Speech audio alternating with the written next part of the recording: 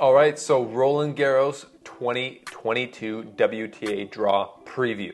The Iga show has arrived in Paris, and we get to ask the question once again, can the Polish Express, Iga Swiatek, be stopped? I feel like we've made this video like 5 times in a row almost, where the big question about the tournament is anyone going to stop Iga, and is she going to win another title? She's won 5 titles in a row, 28 match winning streak, just absolutely incredible, but there's a huge draw here.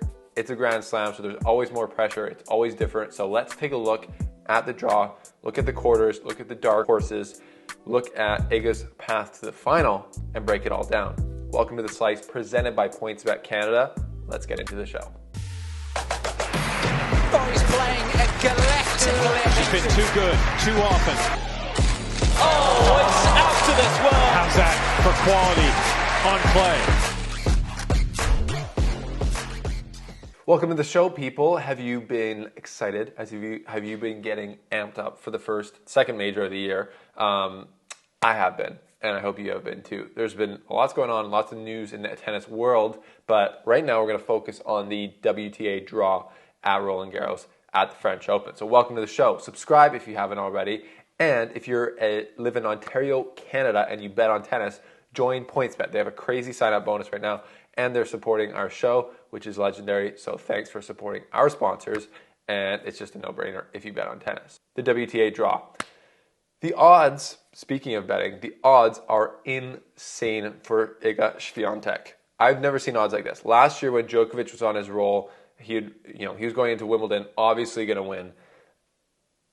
There was not this big of a gap between the first and second player. Here's the odds: Iga Swiatek to win outright, 1.91 times your money. So if you bet $1,000 and she won from the beginning of the tournament, you would only get $1,910 back. Not even double your money, which is normal for a dominant top seed. But then the next option, Simona Halep, is at 13 times your money, as well as Ons Jabeur 13 times, and then 21 times for Paula, and then 23 for Maria Sakkari. So just a clear-cut favorite, the likes of which we haven't seen in a long time on the WTA or in tennis, really, in my opinion. So what's Iga's path look like to the final, where she's obviously trying to win?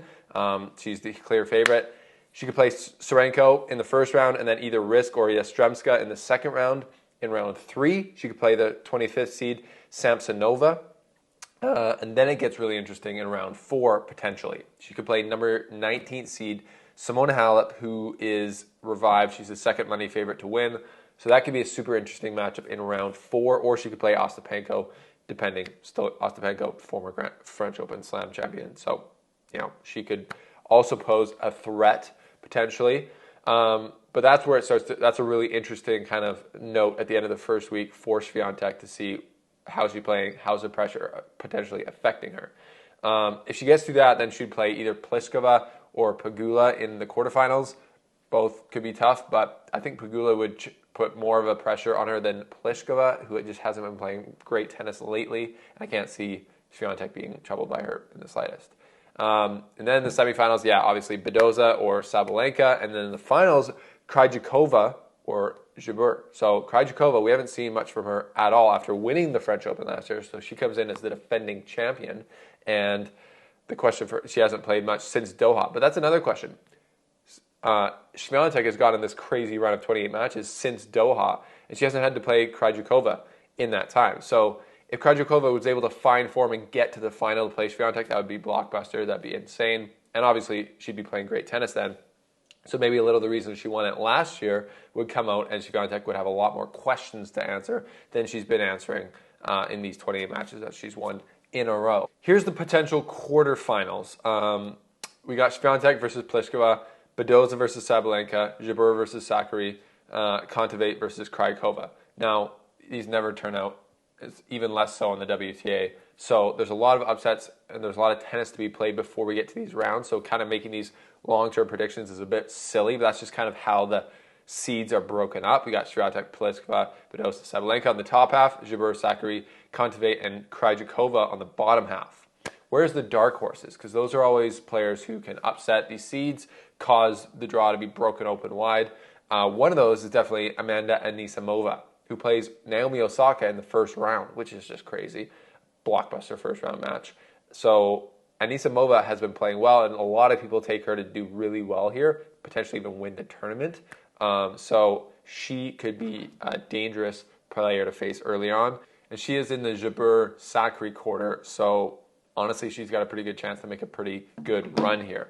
Halep, Simona Halep's another dark horse, but she's not so dark as multiple-time Slam champion. She could play Swiatek in the 4th round, like we said, so that's a danger match if it is to happen. Bianca Andreescu. Hey guys, this is Bianca Andreescu, and welcome to The Slice.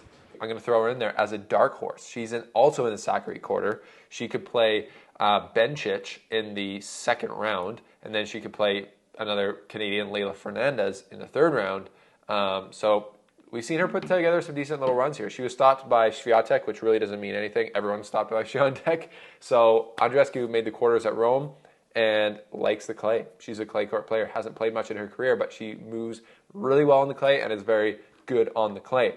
So I don't know, people. There's lots of matches. There's so many people in the draw. It's a Slam. It's different. The question is, will Iga feel that difference? Will she feel that pressure as a clear favorite to win? She's got to win 7 matches in a row to do it.